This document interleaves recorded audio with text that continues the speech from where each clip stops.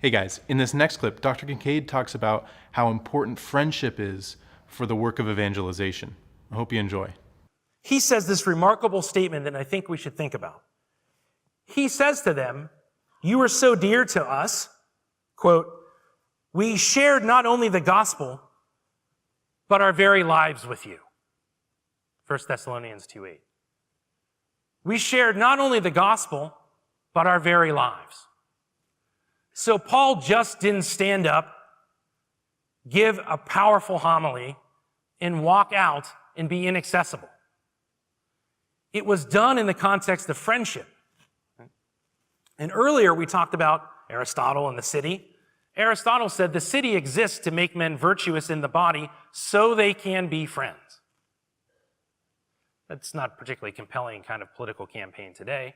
You know, running in 2020 on the friendship campaign, you get laughed out, right? But ultimately, politics should be about friendship so that men and women can live together as friends.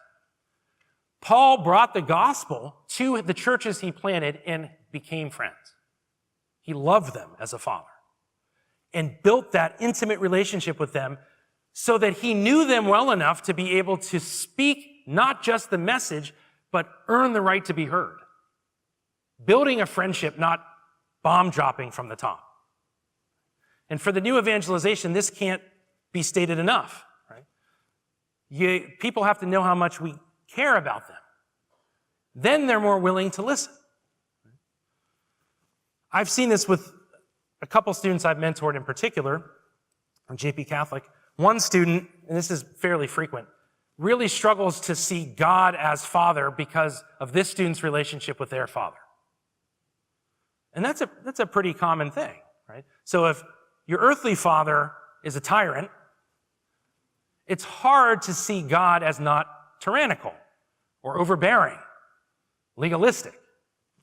So in my apprenticing this student and spending lots of time with the student, in building this relationship, I'm getting to the point with the student to say, look, what you need to bask in and find a way to appropriate is that God loves you as a father with an infinite love that is so much different than your earthly father's. But that's taken me 1.5 years to have that message land. It's taken me 1.5 years for that to really set in with this student. And now that Scott's not here, so I want to tell one of Scott's famous stories. And this drives this home. Scott has this story where he says, when I first became a father, with his first son, Michael, he is holding Michael in his arms. And Michael just throws up all over. And he stopped and thought, he goes, I don't care if he throws up on me. I don't care if I have to change his diaper. I don't care if he curses me out. He can't talk, but I don't care if he does. Right? I love this human so much. If somebody came in right now, I would die for this baby. And then he stopped and he said, I felt as if God then said to me, doesn't God love us all infinitely more than that as a father? And now with this student, that's after 1.5 years, that's the story I gave to the student just last week. And they're looking to say, how can I grow to know that? Right? That's deep evangelization. I hope you enjoyed that clip. Be sure to subscribe to our channel so you can see more clips from this conference.